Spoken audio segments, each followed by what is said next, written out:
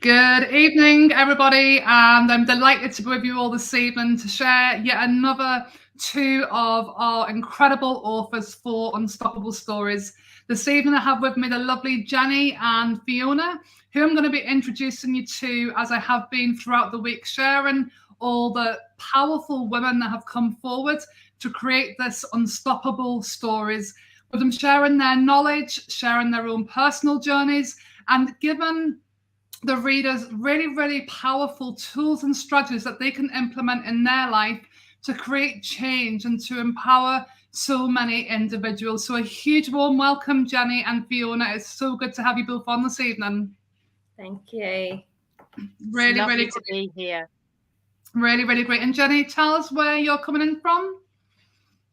So I am based in Oxfordshire in the UK, serving the world, but based in Oxfordshire. I love it. And Fiona, yourself? I am signing in from Derry in Northern Ireland. Incredible. So we've been, with these sessions throughout the week, we've been basically around the globe, and I know next week we are going to the other side of the globe as well for some of our co-authors. So it's so great the way we can bring so many people from so many different countries into one book. So what we're going to do first for our audience, we're going to introduce you to the lovely Jenny and Fiona. And Jenny, I'm going to come to you first to introduce yourself and to share with our audience who you are and what it is that you do. So I'm Jenny. I'm the founder and brilliance coach at Genuine Consulting. I'm a people developer. So I'm a personality trait specialist, which is quite hard to say on a Friday night, and a behavioral specialist. And I help people reclaim their brilliance. So I believe that everybody is born brilliant, and because of a variety of things, conditioning, nurturing experiences, our brilliance can kind of get dimmed down or buried altogether. And I work with people who want to reclaim that, and it's never too late. Incredible to have you on, Jenny. Thank you so much. And Fiona, over to yourself. I'd love you to share, who is Fiona and what it is you do, Fiona. Okay, so my name is Fiona Condren. I am founder of Emotion Matters. So I am mum of three, and I am really on an unstoppable mission in light of the mental health crisis that we have on the ground in relation to our children, to teach big people to really understand what our children need to help them to grow up now to be healthy, secure, and emotionally intelligent. And it's so important given the era that we're now raising children in. Absolutely love it, Fiona. And it is such important work, and so much can be done for children at a young intervention, Fiona, rather than like a more reactive. I just absolutely love the work you do. It's such a proactive strategy to really empower children. Yeah, thank you, Geraldine. It's so important that we catch it early intervention. Yes. So I say, let's not wait for the storm to come. Let's catch it before that. But the stuff I'm bringing to the table is relatively new. So it's kind of 70-30. A lot of the work is reactive, and the other 30% is education as well too. But hopefully that'll change as we start to move forward. Beautiful, Fiona. Thank you so much. So, Jenny, I'm going to come back to yourself, and I'd love you to share with our audience, what is your passion in life? What really lights up your soul that you really want to get out there into our world? I think it's that unique, again, I use the word brilliance, that unique contribution that everybody has to make. We all have strengths. Often the things that we find easy, because we find them easy, we don't think of them as talent. We don't, because we've been told that success is hard and we have to really work for it. So often people, when I ask people about what their talents are, they find it really hard to articulate what they are.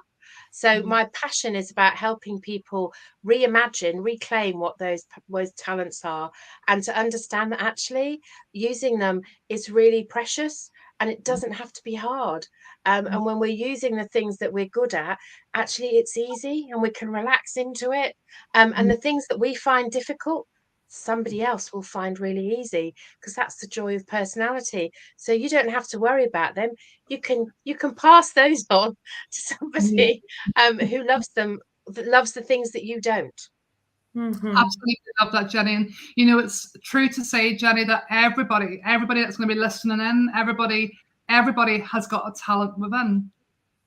Absolutely. So it's about just discovering that and bringing it to the world. And I love, Jenny, the way that you said that sometimes when somebody finds something easy, they can diminish that it is actually a talent that they have or is unaware to them. Yeah, absolutely. And we don't value it. It's sometimes because we find it easy, we don't think it's important. And we also think, which is another myth, that everybody else can do what we can do. Because we find it easy, we think, oh, it's so obvious, everybody can do it. And of course they can't. Yeah, incredible, Jenny. Thank you so much. And Fiona, I'm going to go around the same type of area because I know that the work you do, you are deeply passionate about it. And I just would love to share that what genuinely in the day-to-day work that you're doing and the business that you're creating, what part lights you up most? Yeah, I suppose the part that really lights me up the most, Geraldine, is, as I say, there's no doubt about it, we have a mental health crisis on the ground. And, it's very sad to see the number of our children and young people presenting with anxiety and depression. As we know, self-harming and suicide is rising.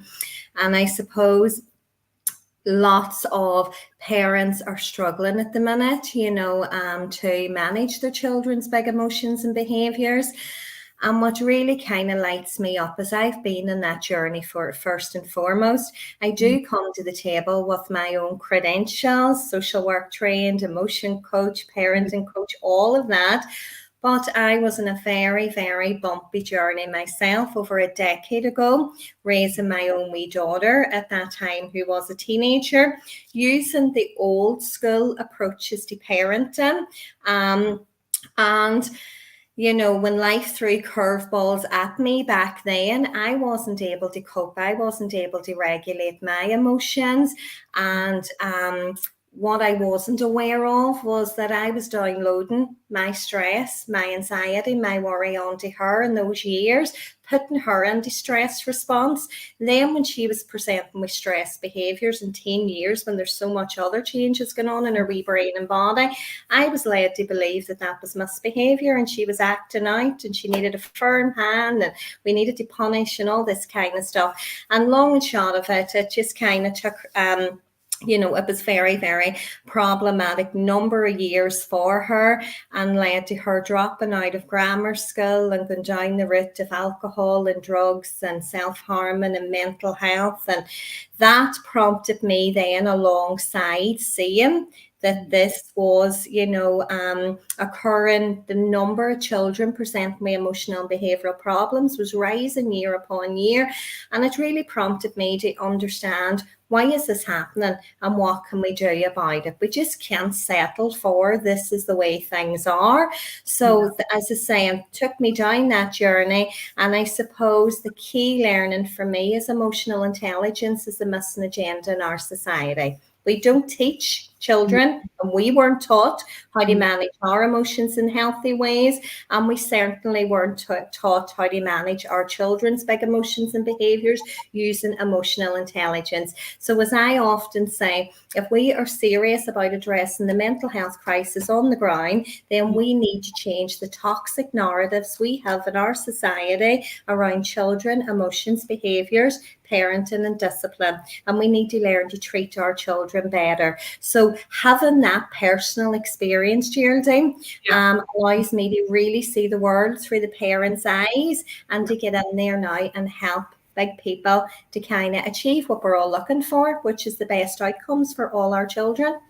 I absolutely love that, Fiona, and thank you for being so vulnerable and to share that with our viewers as well. And I feel, Fiona, one of the areas that you've really touched upon there is that I feel that a lot of the problems arise is that so many people's unaware. They're unaware that they have carried on their parents' habits and behaviors. They're unaware of intergenerational trauma, intergenerational behaviors, intergenerational habits, and it just naturally happens. And there was a great saying a guy said to me once, it's like, you do the best with the skills and knowledge you have at that time. Your parents love the children unconditionally, and you do the best with the knowledge and skills you have at that time. But Fiona, listening to you speak there, I can, when you've walked a personal journey, it just brings that passion to another level. Yeah, definitely. Yeah. Because now if we can change the way, and look, when we're coming to the table with something new, Geraldine, you are going to be met with resistance, because change comes with resistance. And we also here in Northern Ireland have an awful lot of kind of trauma associated with the conflict as well, and there's a lot of hurt and there's a lot of pain. So it's going to take time, but I've never had a big person, be it a parent, teacher, or professional, who has come along to my training and walked away and says, no, I don't agree with that, because it's airtight. This is rooted in 20 years of child development, neuroscience and psychology and attachment. It's not something I made up at my kitchen table. I wish I did, but I didn't. So it is evidence-based worldwide, and things evolve and things change. But as you said, I often say it's not about blaming ourselves. As you rightly said, we do the best we can. We what we have. When I look back at my past, yes, I unintentionally damaged my wee daughter's developing brain, but I didn't know any better. If I had a knew back then, I would have dealt with my own wounds much sooner, and I would have learned to self-regulate, and I would have learned to remove fear from how I was parenting her, and I would have stepped in as the big person that she needed me to. I didn't know that, but now I do know it, and I do things very differently with my 14-year-old, and by God, am I on a mission to share this with everybody else so they don't have to go through the same suffering and heartbreak, because that's what it is. It's suffering and heartbreak for your children, for us as parents, and for the family as a whole. And it's very difficult to watch and very difficult to see. And if we can catch that much sooner, then we can really achieve best outcomes for all our families and children. So, yeah. Yeah, no, beautiful, Fiona. And you know what? If we have any viewers or listeners, anyone watching this live or watching on replay, and you are going through a difficult time, please don't be afraid to reach out, because there's so many children that are suffering in silence because they don't know where to turn, and then shame can come into the situation and guilt can come in. But if you're a parent listening, please do reach out for that support and don't be suffering by yourself. So thank you so much for that, Fiona. So Jenny, I'm going to come back to yourself, and I know that you love being around empowering communities, and I had the pleasure of meeting you at a very recent event in Manchester, which was absolutely incredible. And I would love for you to share, Jenny, what it means for you being part of another yet new community where it's so new but gathered momentum very, very fast. And what does it mean, Jenny, to be part of a community where there's so much women empowerment and women coming together to create magic? It's awesome. I think the thing to say is quite often there's that some of us have had experience of all women groups where women together aren't always as supportive as they might be to each other. And what's fabulous about this community is that being together, supporting for each other's highest good. So it isn't about competition, it's about collaboration, it's about raising each other up. And I think that is so important. And the more that we can demonstrate that kind of leadership in the world, because boy, does the world need that right now. That thing about collaborating, there's enough for everybody, and we're not in competition with each other. We all have a valid and valuable contribution to make, and actually we're all equally important, if that's the right word. And that's the thing that matters. Absolutely love that, Jenny.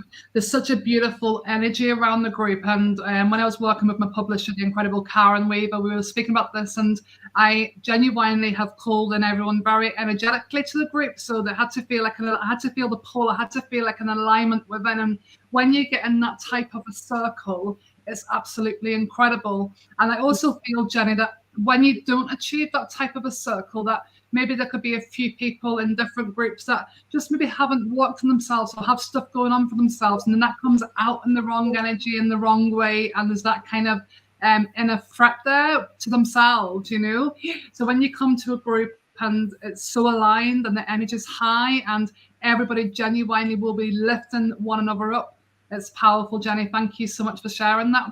And to yourself, Fiona, because I know that you're part of many different female networks, and a lovely size one, you know, with 20 powerful women coming together, and it's a beautiful size where there will be great relationships created. There will be possibly lifelong connections made. What does it mean to you, Fiona?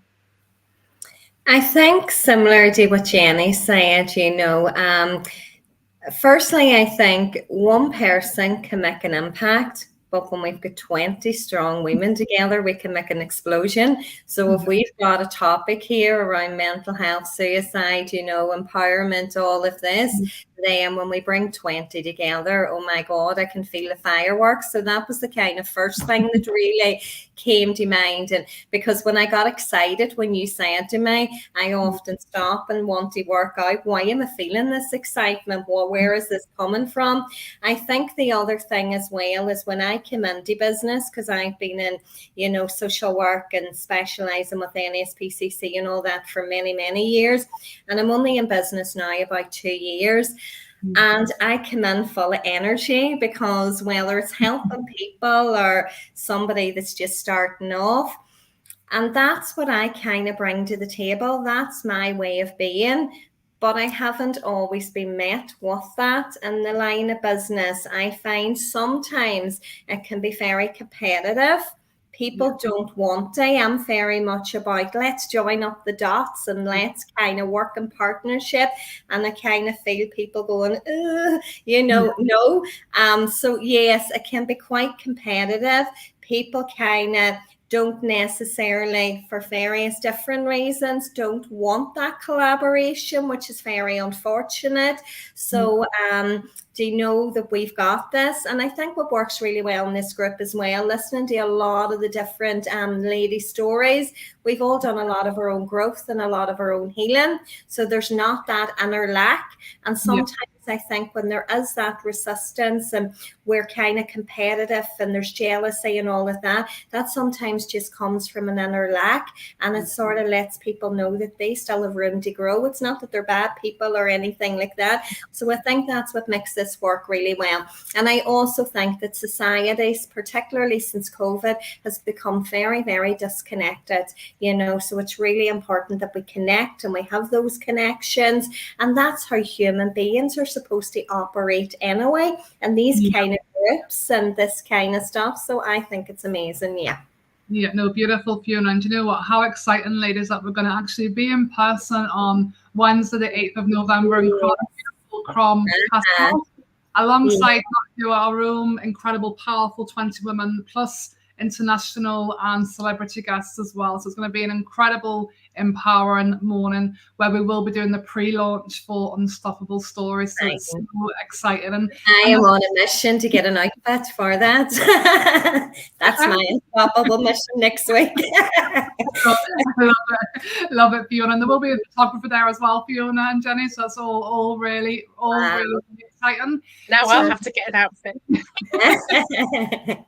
And you know, the theme running through the book, the theme of it all and everyone's chapter is, you know, we are all unstoppable. And the word unstoppable to me, coming from a background of perfectionism, was one like, oh my goodness. But unstoppable to me is, you know, really, you know, giving my best to everything, but also allowing myself when there's days where my energy is not as high, and figuring out what that is and where that's coming from, and giving myself that self-love and compassion. But I always get up again, and usually a lot stronger than I was before, you know, and that is what unstoppable means to me. And I would love, Jenny, for you to share first. What does that word unstoppable mean to you? I'm probably maybe one of the oldest, advanced in years in the group, and I think for many people they feel that when they've reached a certain age, that a lot of our societies aren't very kind to older people. We don't revere elders. And I think that for me, unstoppable is around that kind of second, the second coming, that you can, that we don't just have one bite at the cherry. You can have numerous goes at things. And people often say to me, well, how did you get to where, it wasn't it wasn't a straight line from where I started out as a healthcare professional. I was a children's nurse specialist. It wasn't a straight line to get where I am now. For me, it was really logical, but not for other people. So I think I'm also on a mission. So unstoppable for me is also about that embracing your kind of late bloomers, second attempts, third attempts, fourth attempts, that you're never too old.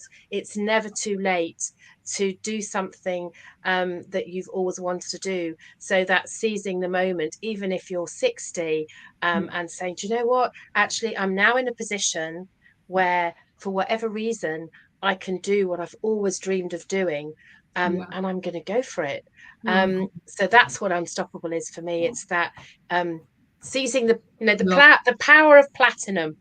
I like it. And you have an incredible story around that, Jenny. And you look absolutely incredible as well. And I feel that it gives hope to so many women and some men as well. But for women, it gives them hope that there's still so much more to come, and you've got so much more life experience and wisdom than I have. I haven't lived that journey yet, and it's so important that it's that fire is kept lit and that unstoppable way to really embrace it, Jenny. So I absolutely love that. Thank you so much. And Fiona, for yourself, what does unstoppable mean to you? I just say to Jenny, I love that, because I love, and I don't think we should have an ageism. I learn a lot from my two grannies. One passed away a few years ago when she was 100, and the other still 97 now. So there's a massive amount of wisdom in terms that comes with that too. So I love that. So unstoppable for me, I suppose, Geraldine, just really means not giving up. We can't afford to hear now. We've got the knowledge now at our fingertips that tells us how we can get our children from A to B, and how we can raise them in a way that nurtures their mental health. And, we just can't stop until we achieve that, really. And I suppose, as I said, over the 2 years for me, I came into this kind of quite naive, thinking I was going to change the world for everybody, and I was going to work with children and men and all this. And I suppose very quickly it was like, no, I can't do this. I need to narrow it down. Where am I going to achieve the best outcomes? And I do that by working with the big people.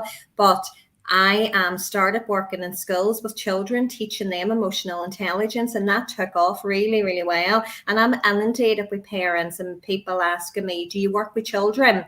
And there's this thing within our society that when children present with big emotions and behavior, it's nearly like fix my child, do the work with the child, and everybody's so receptive of that. But, as I said, unstoppable for me is not to take the quick route of making money and becoming successful really quickly. It's about, what is my core value base here? What am I really looking to achieve? And if it takes me a bit longer to get the goals that I'm looking for, then unstoppable means hanging in there, even on the days when you're kind of going, oh, this is like a Skoda and I'm chugging it along. So yeah, I do believe that this will eventually, it takes time. So yeah, just not jumping off ship and going towards something else, sticking with it. And I do believe that I will achieve what it is I'm looking to achieve. Yeah. Incredible, Fiona. Thank you so much. Wow, what powerful conversations can be created. And it's 24 minutes, and I could go on for another 24 minutes, but I'm sure our listeners and viewers, it's been perfect. But ladies, thank you so much for taking the time out with me on your Friday evening to share your stories, share your knowledge and wisdom for our audiences. And I'm so looking forward to what's ahead. We've got the castle now on the 8th of November for our pre-launch, followed by our official launch, which will be mid to late, I would say late January 2024, which is super, super exciting. And I'm really grateful to have you both part of this collaboration and journey together. So thank you so much, ladies. Thank you. And lovely meeting Oh, you, Jenny. I know. I was just going to say the same thing, Fiona. It's a joy. And look forward to seeing you at the castle. Yes, and your outfit too. No. See you later. So pressure, Fiona, now. Have a great No evening. pressure. Thank you so much. Okay. Bye-bye. Take care. Bye-bye. Bye.